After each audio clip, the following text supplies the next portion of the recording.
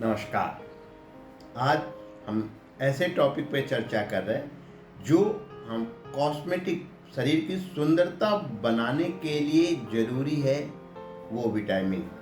और जो आज के युवाओं और बढ़ते उम्र दोनों को इस विटामिन की बहुत ज़रूरी है। अगर हम युवाओं की बात करें तो अच्छे बाल, अच्छे नाखून, अच्छी स्किन के लिए विटामिन ज़रूरी है। अगर हम बढ़ते उम्र की बात करें तो चेहरे पे पड़ती हुई झुर्रियों से बचने के लिए भी ये विटामिन बहुत ज़रूरी है। जी हाँ दोस्तों, आज हम चर्चा कर रहे हैं विटामिन ई की।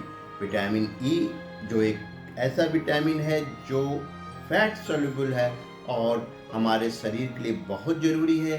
कारण है इसकी एंटीऑक्सीडेंट प्रॉपर्टी, जो कि बॉडी के अंदर उन फ्री रेडिकल्स को ख़त्म करता है जो कि हमारे शरीर में सेल्स में रीजनरेशन को बढ़ावा देता है। इससे पहले कि हम अपना डिस्कशन आगे बढ़ाएं, एक सवाल हमारे मन में आता है कि ये विटामिन ई से हमें फ़ायदा क्या होता है।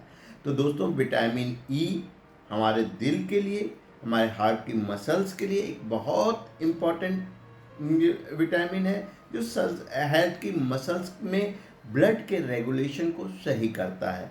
ये आँख की कॉर्निया और रेटिना के लिए भी बहुत इम्पॉर्टेंट विटामिन है जो कि सेल्स के डेवलपमेंट और ग्रोथ के लिए काम करता है। इसके अलावा हेयर फॉलिकल्स के डेवलपमेंट के लिए, उनकी ग्रोथ के लिए, उनकी चमक के लिए भी ये विटामिन बहुत ज़रूरी है। स्किन के कोलेजन को ये मजबूत करता है, में ड्राइनेस को ख़त्म करता है, स्किन को हाइड्रेटेड रखता है, धूप में हमारे स्किन को प्रोटेक्ट करता है। ऐसी इस विटामिन ई की क्वालिटी होती है। हमारे नेल्स जब डिफॉर्म्ड हो जाते हैं, ब्रिटल हो जाते हैं, उनकी चमक कम हो जाती है, तब भी ये विटामिन हमारे बड़े काम का विटामिन होता है। अब एक नेचुरल सा सवाल आता है कि विटामिन ई हमें आर्टिफिशियली लेना चाहिए कि नेचुरल लेना चाहिए।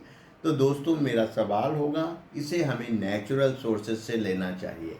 कारण ये है कि हमारे बॉडी के सेल्स इस तरह से बनाए हुए होते हैं जो कि हम नेचुरल फूड प्रोडक्ट्स लेते हैं उनसे तो उसको बड़े आसानी से वो एब्जॉर्ब कर लेता है, लेकिन जब हम आर्टिफिशियली तरीके से लेते हैं तो वो उतना अच्छा एब्जॉर्ब नहीं करता और कई बार दूसरी प्रॉब्लम भी हो जाती है। बट यहाँ पे एक बात ध्यान रखनी है, कुछ डिजीज़ कंडीशन जब हम लंबे समय तक कोई व्यक्ति बीमार रह रहा है या कोई ऐसा ट्रीटमेंट चल रहा है जिसमें उसकी कीमो और रेडियोथेरेपी चली है, उस समय हम आर्टिफिशियली तरीके से ये विटामिन लेते हैं तो कोई बात नहीं। बट इन नेचुरल कंडीशंस में आम आदमी को हमेशा अपने डाइट से ही विटामिन ई को पूरा करना चाहिए।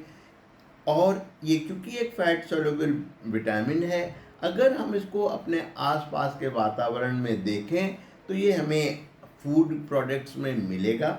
आप इन बातों को ध्यान से सुने और इस तरह के नेचुरल प्रोडक्ट्स को अपनी डाइट में आप शामिल करें, तो ये जो विटामिन ई है वो आपकी बॉडी में आएगा और ये आपकी स्किन के ग्लो के लिए, चमक को भी बनाएगा, आपकी झुर्रियों को भी कम करेगा और धूप में जाने से जो स्किन सनबर्न होता है उसको भी बचाएगा। और एजिंग के साथ जो हमारे शरीर में डीजनरेशन होता है ये उसको भी रोकेगा। तो अब आप इन पॉइंट्स को ध्यान से सुने। वेजिटेरियंस विटामिन ई के लिए अपनी डाइट में ऐड कर सकते हैं बादाम को। इसमें आप बादाम का तेल या बादाम के दूध का भी सेवन किया जा सकता है। एवोकाडो में विटामिन ई पर्याप्त मात्रा में पाया जाता है जिसको आप अपने आहार में शामिल कर सकते हैं। सनफ्लावर सीड्स को आप ऐड कर सकते हैं, इसे आप कच्चा या भून कर भी उपयोग में ला सकते हैं। सब्जियों की बात की जाए तो सब्जियों में पालक में विटामिन ई पर्याप्त मात्रा में होता है जिसे कि अच्छा स्रोत माना जाता है। इसी के साथ पीनट बटर एक बेटर ऑप्शन हो सकता है विटामिन ई की कमी को पूरा करने के लिए। इसी के साथ आप ड्राई एप्रिकोट, कीवी, ब्रोकली, टमाटर, अजवाइन, ऑरिगेनो, ऑलिव भी विटामिन ई के बेहतरीन सोर्स को आप अपनी डाइट में शामिल कर सकते हैं। आपको ये जानकारी पसंद आई होगी। किसी भी तरह का कोई सवाल हो तो कृपया आप हमसे ज़रूर पूछें। धन्यवाद।